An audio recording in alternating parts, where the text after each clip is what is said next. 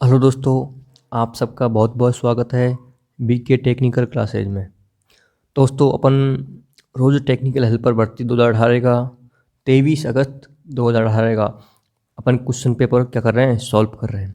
जिसमें first shift का अपन ने पेपर को कंप्लीट कर लिया और अब सेकंड शिफ्ट चल रही है। सेकंड शिफ्ट के अपन ने 50 क्वेश्चन कर लिए हैं, अब 51 से स्टार्ट होंगे, है ना।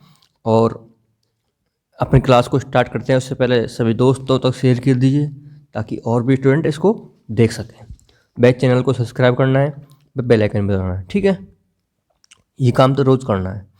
चलते हैं, स्टार्ट करते हैं, ठीक है ना। देखो, डीसी सीरीज मोटर की सुरक्षा के लिए निम्न में से कौन सा स्टार्टर प्रमुख रूप से उपयोग किया जाता है। तो डीसी सीरीज की क्या है, सुरक्षा है, उसके लिए कौन सा स्टार्टर यूज़ करेंगे अपन।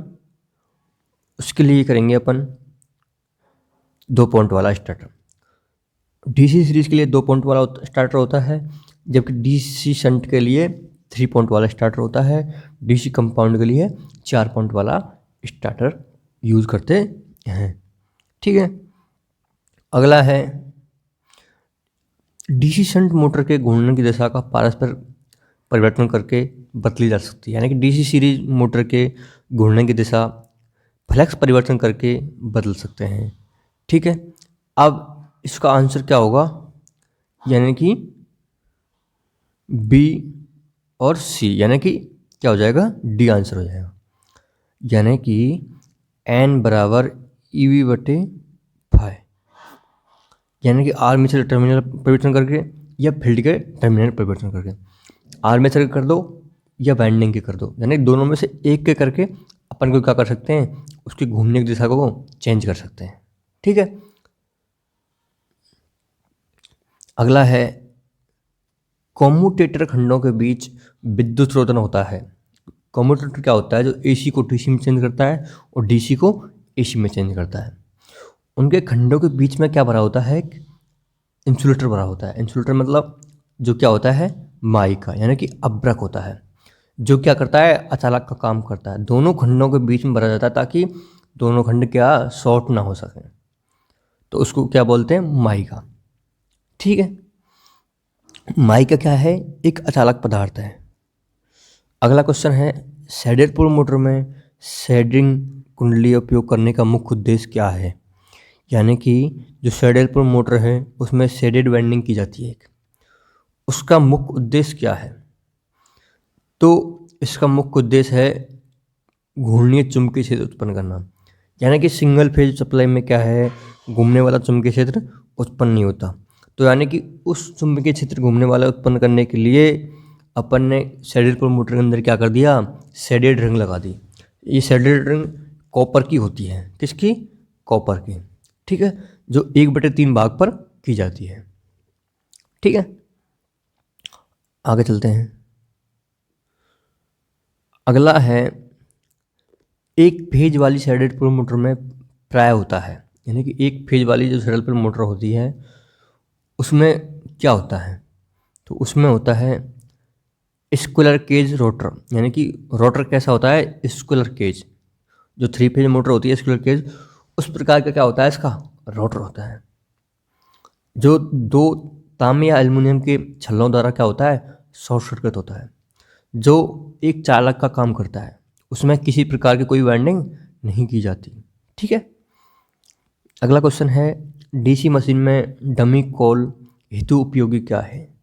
यानी कि जो डीसी मशीन में डमी कॉल करते हैं, डमी कुंडलन होती है, उसका उपयोग क्या है।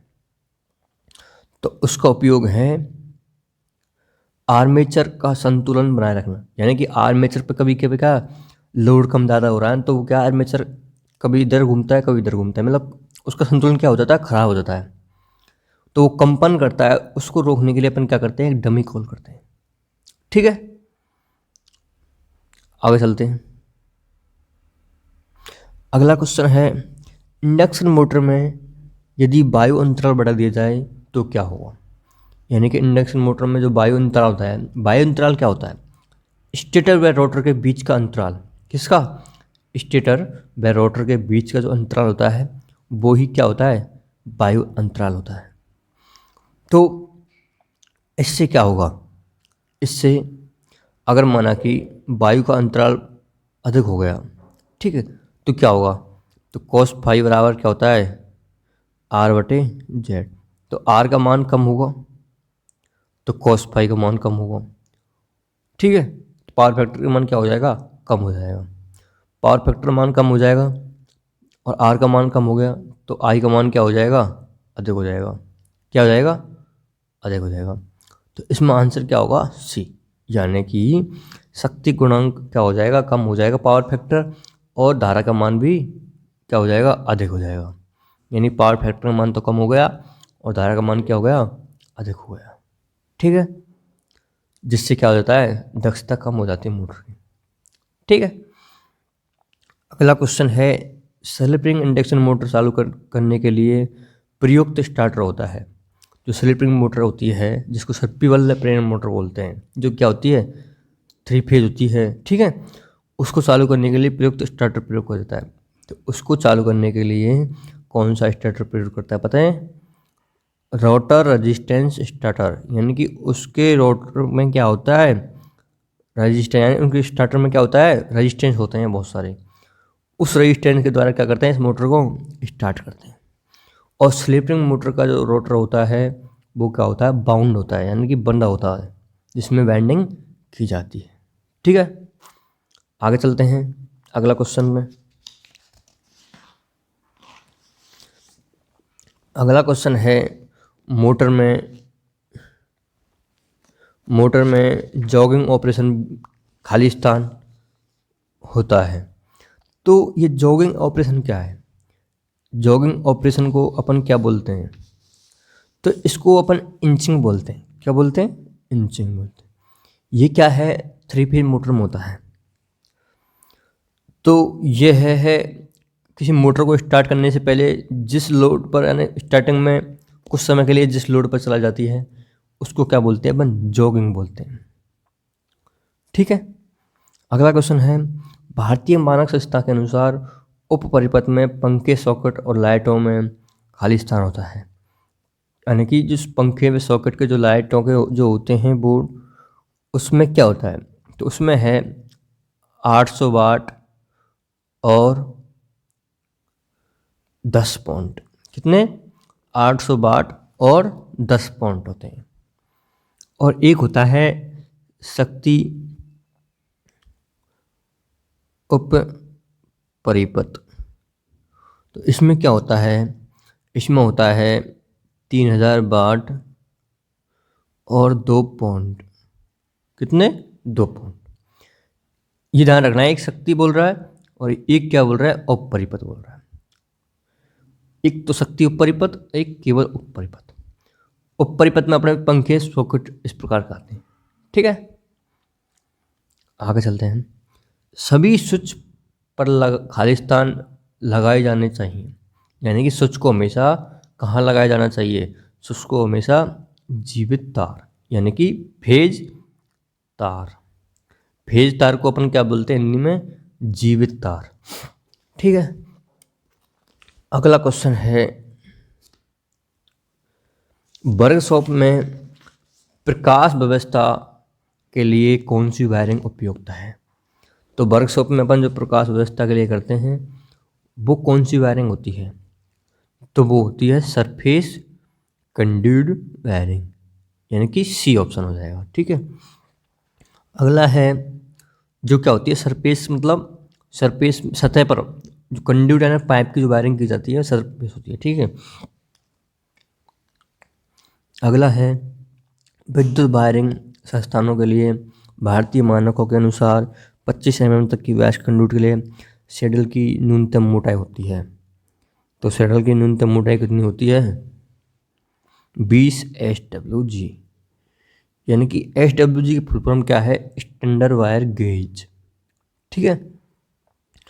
अगला क्वेश्चन है, धात्विक कंडक्ट के लिए प्रयुक्त निरंतरता क्यों आवश्यक होती है। धात्विक कंडक्ट के लिए निरंतरता क्यों आवश्यकता होती है, तो क्यों होती है, क्योंकि ये प्रभावित ग्राउंड फॉल्ट पथ का निर्माण करते हैं और ओवर करंट सुरक्षा युक्ति के सुगम बनाने के लिए। यानी कि जो धातु कंडक्टर होते हैं उनमें निरंतरता में कंटिन्यूटी क्यों आवश्यकता होती है? तो इसका आंसर होगा ई, यानी कि सी और डी दोनों। ठीक है। अगला है सर्विस लाइनों में स्थायी रूप में विद्युत ऊर्जा टैप करने के लिए ओवरहेड लाइनों में जॉन्ट प्रयोग किए जाते हैं। तो यानी कि सर्विस लाइनों में जो ओवरहेड लाइनों में क्या होते हैं? जॉन्ट होते हैं। तो उन जॉन्टों को अपन क्या बोलते हैं? बिट्रानिया टी। क्या बोलते हैं? बिट्रानिया टी। जॉन्ट क्यों करते हैं? जॉन्ट करते हैं किसी वायर की चालकता बढ़ाने के लिए, बोस की लंबाई बढ़ाने के लिए। ठीक है। अगला क्वेश्चन है, बैटन पर TRS केबल के लिए उपयुक्त होता है। यानी कि बैटन पर TRS केबल के लिए क्या उपयुक्त होता है? तो इसका आंसर होगा कम वोल्टता। यानी कि कम वोल्टता पर क्या कर रही है? TRS केबल यूज करते हैं। ठीक है। अगला है, खालिस्तान से अधिक पर भूमिगत प्रणाली काम नहीं करती। तो किससे अधिक पर भूमिगत प्रणाली काम नहीं करती? तो जो अंडरग्राउंड केबल होती हैं वो क्या है? 66 kV तक। कितने केवी तक? 66 kV तक अपन यूज करते हैं। अगला क्वेश्चन है, सब स्टेशन में निम्न में से कौन सा उपकरण स्थापित नहीं होता?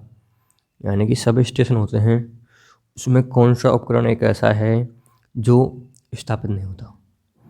तो कौन सा है? एक्साइटर। कौन सा? एक्साइटर।